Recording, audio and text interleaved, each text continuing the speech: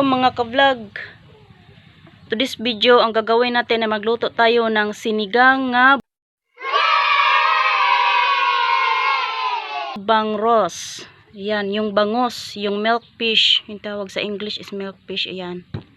So, ito lang ang mga sangkap nga gagamitin natin. So, ayan, nakita nyo naman, no?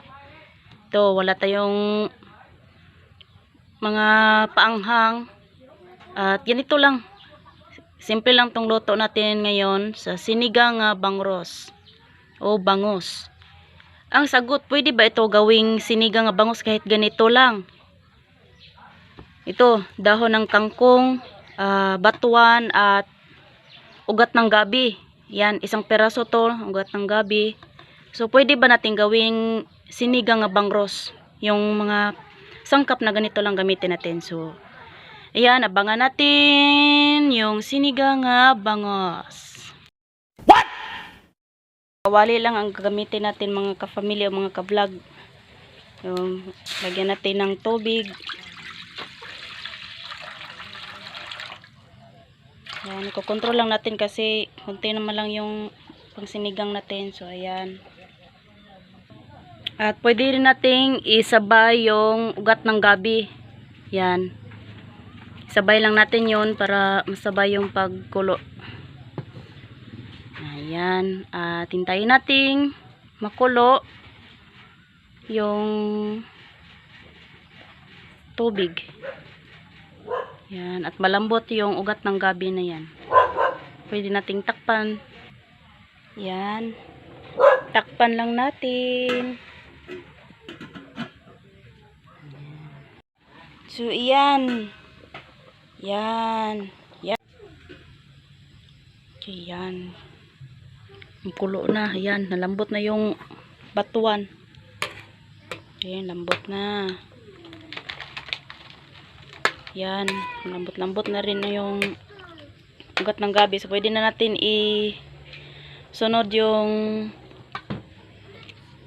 bangus. Ayan. Ilang piraso lang bangus natin. Tingnan yung mga ka-family, yung mga ka-vlog. So, simpleng luto ni Family Habilio Vlog. Ayan. So, pakuluin natin yan ulit at pwede natin isunod pagkatapos yung dahon ng kangkong. Ayan mga ka-family. Ayan. So, ito na yung itsura ng sinigang ng bangus natin. Yan. Sobrang lambot na yung ugat ng gabi. Yan. Malambot na sila. Yan. Tikman nga natin muna.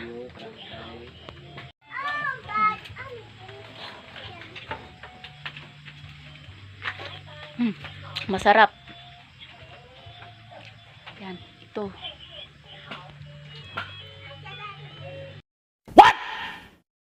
Ayan, pwede na natin isunod yung dahon ng kangkong.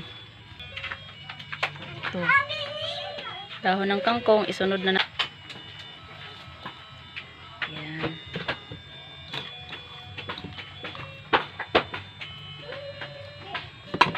Dahon ng kangkong is fresh from the yard.